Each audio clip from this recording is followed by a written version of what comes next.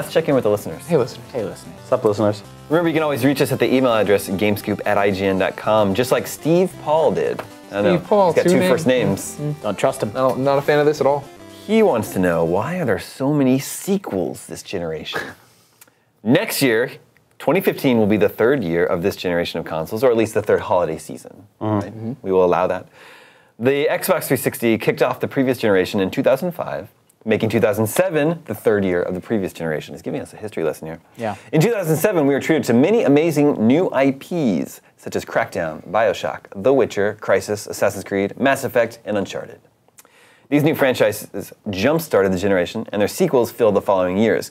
As I look forward to 2015, however, I see the biggest releases are sequels, not new IPs.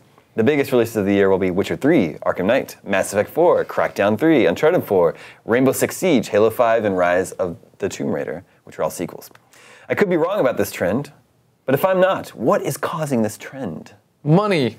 Yeah, you bought all those games the last time and you loved them, and people took note of that, and they said we got to put twos He's going back to when they, when the market could support a new IP like BioShock or whatever, right? Yeah. There are less third parties making video games right now because the market is so rough. Yeah, it's impossible. Like, it's almost impossible for anybody to make money making video games anymore. So you have to stick with what you know will work. We just saw Evolve was delayed till next year. Well, that's one of the few exceptions. Yeah. Wait, really?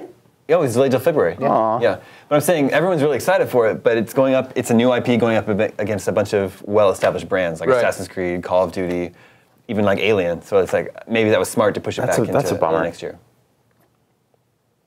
I don't know. Is it true that there are more sequels today than in the past? Like, there were 6 Mega Man games on the NES. Yeah, like I don't. This doesn't feel new to me. I mean, we always talk about this kind of stuff, but like, I mean, there were, we had Mario 1, 2, and 3 on the NES. There was also an additional Mario sequel that came out in Japan, and that's not counting Mario is Missing, and then Mario's that came out on the Game Boy. There were 3 Castlevanias on the NES, 3 Contras on the NES. Think about how many Castlevanias were on the 2 Zeldas. DS. Like, yeah, I mean, this is. I think it again comes down to the ecosystem. I think there's surrounding those Mega Man and Mario's, right? There were a bunch of other people publishing other cartridges. And right now we have that thing where, honestly, when I think about it, like THQ was somebody who would go out on a limb and be like, let's try a new game, you know what I mean? And they are gone.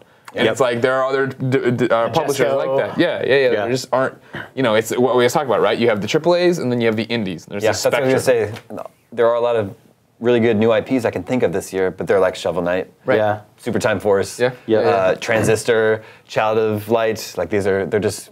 It always comes back to what we talk about, how much the ecosystem has changed. There's just change. There's just AAA games and indie games. AAA games cost too much money to take risks. I actually find myself saying a lot, man, I'm kind of bummed that we won't get a sequel for certain games. Like, I know Stick of Truth, South Park game. Like, I'd be amazed if we got a sequel to that game. We probably won't. Yeah, maybe just because it took so long. It took them so long. Yeah. It was like I think it was a big struggle for Matt and Trey to get that game finished. Totally.